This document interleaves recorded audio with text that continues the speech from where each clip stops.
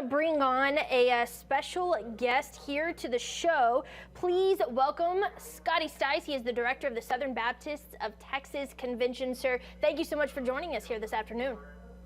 Good to be here. Glad you invited me. Absolutely. So obviously we got word you were very busy there in Jasper County. Can you give us just a little bit of a rundown on what has happened since you guys put boots on the ground down there in Jasper County following the flooding? Okay. Well, we got the call yesterday and began to mobilize our units. And first request came for a shower unit to support Texas Task Force 1, which are the rescue teams that work various events around the state. And of course, they were doing water rescues there in Jasper County. Next request came from Red Cross to support a shelter, Red Cross shelter down at Port Arthur. So we pulled the trigger on that one, and that unit is operational as of about an hour ago, serving lunch there at Port Arthur. We also have another feeding unit set up at First Baptist Church in Kirbyville, serving the community and supporting our disaster relief volunteers. And let's see, two more shower units also activated. One supporting the shelter in Kirbyville, and the other one is going over to Woodville. And I'm not sure who they're supporting over there. Maybe first responders on that one as well. That one just came in just a few minutes ago. Wow, it sounds like you really have your hands spread wide across our East Texas counties here that are in need of your help. Do you have any kind of ballpark figure on how many people you are serving at this time? Of course, this will be the first day of actual operations, so it would be hard to tell. Shelter populations last night were 37 in Jasper, 13 down at Port Arthur, so we'll be helping them. And we'll have some better counts at the end of day today, tomorrow, as to what it's going to look like. I think there were 70-something first responders staying there at at Kirbyville last night. Wow. Now, I know that you had mentioned in your press release that as the water recedes, then you guys will begin assisting in recovery efforts. What does that look like for y'all?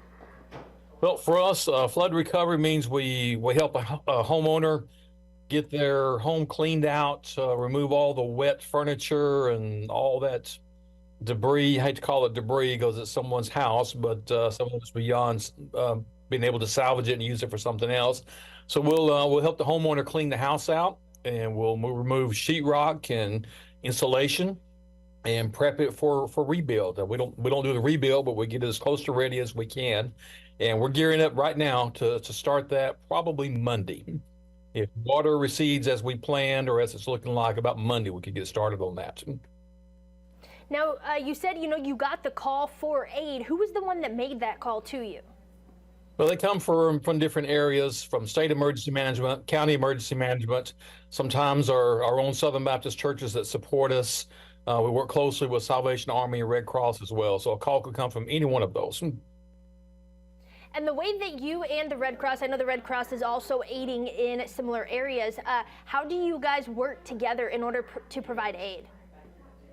Well, each disaster organization has their own little niche that they're able to serve in, and Red Cross specialty is shelters. And but with shelters, they need to feed those that are staying at the shelter and provide showers and laundries. And if the facility that the Red Cross is using does not have that capability, they call us, and if able, we will send units in to help them out. Are you specifically and individually down here in Jasper County and in the affected areas as well? I am not. I am in Grapevine right now, North Texas, but we do have I have an incident management team working there in Kirbyville, local pastors, local volunteers, as well as volunteers arriving in from Houston area and on up north towards to the Tyler area. Now, are there reports that you're getting back of the way that this is successful operations? Hey, we need more of this. This has worked really well. Have you gotten any kind of updates like that since being down here? Not on this one. It's a little too early, but this is a very, very similar to events that we responded to in the past. In fact, I spent 2 weeks in Kirbyville after Hurricane Katrina. And that was mainly chainsaw operations after the hurricane, but we have worked in this area multiple times, several floods, several hurricanes, and while we detest having to go back to work at another event, we do enjoy working with the people of Southeast Texas. Now, your organization, though, you've said you really focus on showers as well as providing hot meals. Why do you think those are two important components in aid when a disaster occurs? Well, if the homeowner is displaced and they're staying in the shelters, when we roll a shower unit in there, we have a hot shower. And if they've been out working all day in the mud, possibly wearing the same clothes they wore yesterday, that hot shower feels really good to them. So we're glad to provide that service. And meals, of course, when someone's hungry, they'll eat almost anything, but there's just something about having a hot meal that's comforting to them, and we just want to bless them with a hot meal. Now, with you being up in DFW, if there is anything that you personally would like to say to the residents here that are affected by the floods, what would that be? Well, it would be this. The anchor I have in my life whenever things are desperate is my faith in the Lord Jesus Christ. So I would say spend some time in prayer, spend some time with the Lord, ask Him for resources and for guidance, and move forward with that. There's also will be a lot of neighbors helping neighbors, as well as outside agencies coming in to do what they can to help. So don't be afraid to request a need, state your needs. We do hear quite a bit when we're in different parts of the state, and this is true in Southeast Texas as well. So, well, after you help everyone else, you can come help me.